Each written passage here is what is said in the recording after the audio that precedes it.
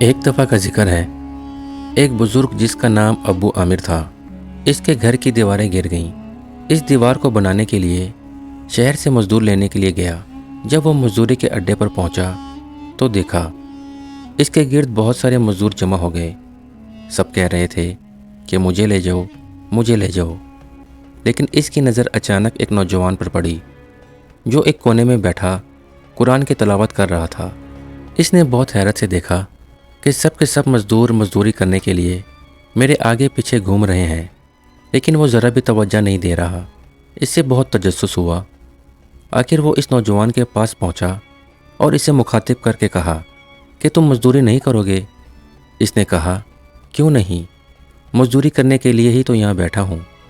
تو اس نے کہا کہ میرے گھر کی دیوار گر گئی ہے، چلو میرے ساتھ، کام بہت زیادہ ہے اور اس کی کتنی مزدوری لوگے؟ اس نے کہا سب کچھ طے کرنے سے پہلے میری 3 شرطیں ہیں۔ وہ آدمی حیران ہو کر بولا، ارے شرطیں تو مالک رکھتا ہے، نوکر نہیں۔ اس نے کہا اگر تمہیں قبول نہیں تو جاؤ، ان میں سے کوئی بھی مزدور لے جاؤ، میں نہیں جاؤں گا۔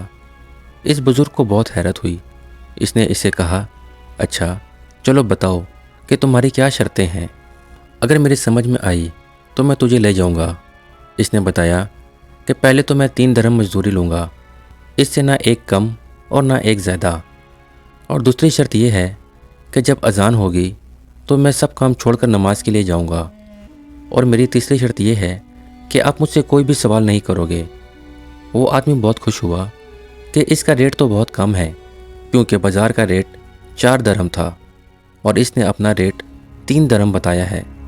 بزرگ بولا مجھے تمہاری شرطیں قبول ہیں، چلو میرے ساتھ چلو۔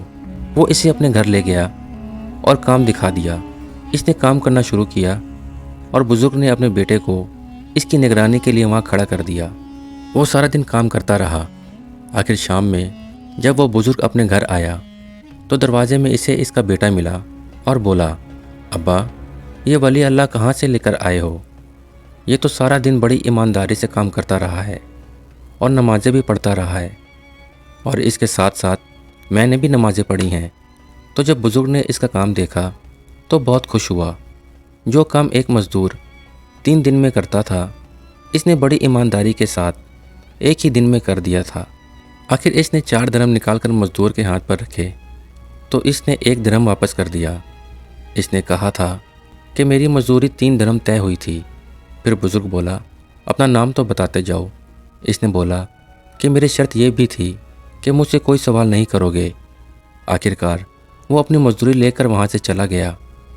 ابھی کام کچھ باقی تھا۔ اگلے دن وہ بزرگ دوبارہ سے بازار میں گیا اور اس نوجوان کو تلاش کرنے لگا، لیکن وہ اسے نہ ملا۔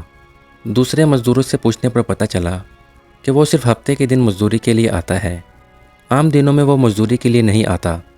تو اس سے بہت تجسس ہوا۔ بزرگ نے پوچھا ایسا کیوں؟ تو لوگوں نے بتایا کہ وہ کہتا ہے کہ میرا ایک ہفتے کا خرچہ 3 درہم ہے، اس لیے میں صرف ہفتے میں 1 دن کام کرتا ہوں اور باقی ٹائم عبادت میں گزارتا ہوں۔ اب تو اس بزرگ نے پکا ارادہ کر لیا کہ گھر کا باقی کام بھی اسی سے کروائے گا۔ وہ پورا ہفتہ انتظار کرنے کے بعد اگلے ہفتے جب بازار میں پہنچا تو اسے وہاں پر وہ نوجوان نہیں ملا۔ پھر لوگوں سے پوچھنے پر معلوم ہوا کہ وہ کافی دنوں سے بیمار ہے، اس کے لیے آج وہ مزدوری کے لیے نہیں آیا۔ تو بزرگ نے پوچھا کہ کیا تم لوگ اس کا گھر جانتے ہو؟ سب مزدوروں نے ہنستے ہوئے کہا کہ کون سا گھر، اس کا تو کوئی گھر نہیں ہے، وہ ویرانے میں ایک جھونپڑی میں رہتا ہے۔ وہ آدمی ڈھونڈتا ڈھونڈتا وہاں جھونپڑی میں جا پہنچا۔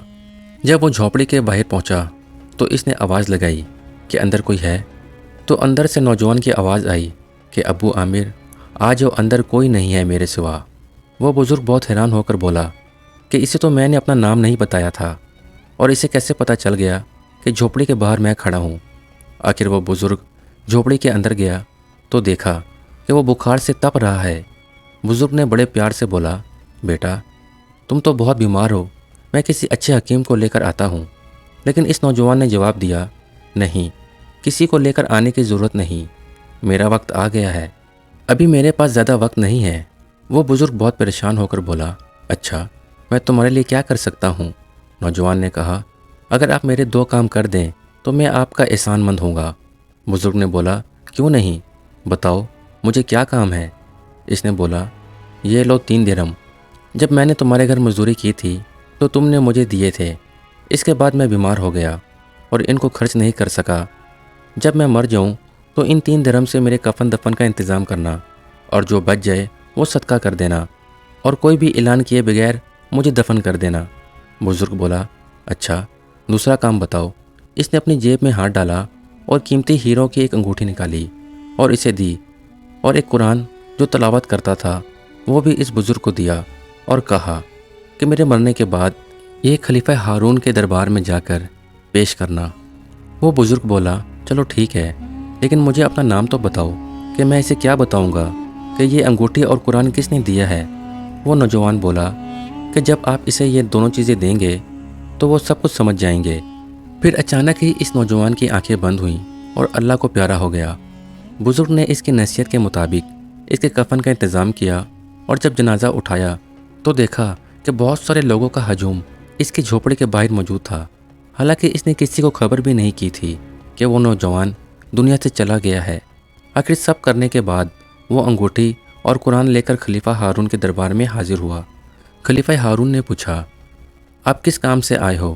تو اس بزرگ نے ایک تھیلے میں سے وہ قیمتی انگوٹھی اور قرآن نکالا تو خلیفہ فوراً ہی کھڑا ہو گیا اور حیران ہو کر بولا کہ یہ انگوٹھی والا کہاں ہے؟ تو بزرگ نے جواب دیا کہ وہ تو اس دنیا سے چلا گیا۔ اس کا یہ کہنا تھا کہ خلیفہ بے ہوش ہو کر زمین پر گر گیا۔ جب کچھ دیر بعد اسے ہوش آیا تو اس نے بزرگ سے کہا کہ تمہیں اس کی قبر معلوم ہے؟ تم مجھے وہاں لے جاؤ گے؟ بزرگ نے بولا، ہاں کیوں نہیں، میں آپ کو لے جاؤں گا۔ راستے میں جاتے ہوئے بزرگ کو بہت تجسس ہوا کہ وقت کا بادشاہ جس کی اتنی بڑی سلطنت ہے وہ ایک فقیر کے لیے اتنا بےتاب ہو رہا ہے اور اتنا رو رہا ہے۔ پھر خلیفہ نے اس سے پوچھا کہ تم اس نوجوان کو کیسے جانتے ہو؟ وہ بولا، اس نے میرے گھر میں مزدوری کی تھی، بس میں اتنا ہی جانتا ہوں، اور نہ اس کا نام جانتا ہوں نہ اس کا حسب و نسب جانتا ہوں۔ جب خلیفہ نے یہ سنا کہ وہ مزدوریاں کرتا تھا تو اس کی آنکھوں سے مزید آنسو کی لہریں بہہ نکلیں۔ پھر جب وہ قبرستان پہنچا اور اس بزرگ نے اس قبر کی طرف اشارہ کیا تو خلیفہ بھاگ کر اس قبر کو لپکا اور اسے چومنے لگا۔ وہ بزرگ بہت ہی حیران اور پریشان تھا کہ یہ سارا ماجرا کیا ہے۔ آخر اس نے خلیفہ ہارون سے پوچھا، اس نے مجھے کچھ نہیں بتایا، آپ ہی مجھے بتا دو کہ سارا معاملہ کیا ہے۔ خلیفہ ہارون نے بتایا کہ یہ لڑکا میرا سگا بیٹا تھا، بہت ہی عیاش تھا، بہت ہی زیادہ فضول خرچ تھا، اور بہت دوستوں کے ساتھ میں مستیاں اڑاتا تھا۔ ایک دن جب یہ اپنے کمرے میں دوستوں کے ساتھ بیٹھا موج مستی کر رہا تھا کہ راستے سے ایک قاری گزر رہا تھا۔ وہ قرآن کی تلاوت بھی کر رہا تھا اور سفر بھی۔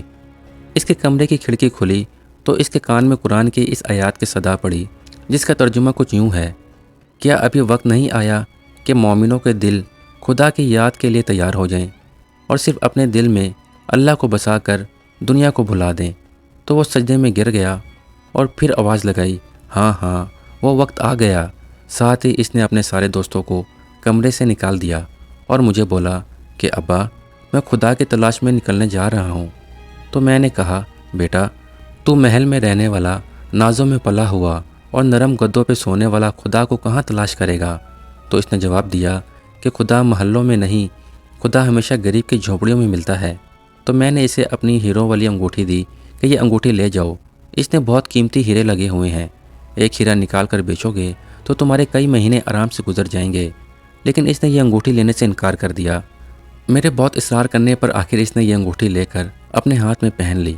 جب وہ گھر سے نکلا تو اس کی ماں نے آواز دی کہ بیٹا باپ کی دی ہوئی انگوٹھی تو لے کر جا رہے ہو، ماں کا بھی ایک تحفہ لے جاؤ، میں جو قرآن پڑھتی ہوں یہ اپنے ساتھ لے جاؤ، یہ تمہارے کام آئے گا، پھر دیکھتے ہیں کہ تمہارے باپ کی انگوٹھی تمہیں خدا سے ملاتی ہے یا قرآن۔ وہ یہ دونوں لے کر نکل گیا۔ پھر اس کے بعد مجھے نہیں خبر کہ وہ کہاں گیا۔ آج کئی سالوں بعد میرے بیٹے نے انگوٹھی بھی واپس بھیج دی اور وہ قرآن بھی، اور میں جس شہر میں حکومت کرتا تھا اس شہر میں وہ مزدوریاں کرتا رہا ہے۔ پھر خلیفہ ہارون رشید نے اس بزرگ سے پوچھا کہ تمہیں سمجھ آئی ہے کہ اس نے کیا پیغام بھیجا ہے؟ بزرگ نے بولا، مجھے تو کچھ سمجھ نہیں آئی۔ خلیفہ بولا، اس نے پیغام بھیجا ہے، تمہاری قیمتی امیروں کی انگوٹھی نے تو مجھے اللہ سے نہیں ملوایا، لیکن میری ماں کے دیے ہوئے قرآن نے مجھے اللہ سے ملوا دیا ہے۔ آج سوچنے کی بات ہے کہ آج قرآن پاک مسلمانوں کی صرف الماریوں میں بند ہے یا گھروں میں صرف اونچی جگہ پر رکھا ہوا ہے۔ اسے پڑھ کر اس پر عمل کرنے کی توفیق ہمیں نہیں۔ یہ بہت ہی لمحہ فکریہ ہے۔ پیارے دوستوں، امید کرتا ہوں یہ واقعہ آپ کو پسند آئی ہوگی۔ اگر یہ واقعہ آپ کو پسند آئی ہے تو برائے مہربانی ہمارے چینل کو سبسکرائب کریں۔ ویڈیو دیکھنے کا بہت بہت شکریہ۔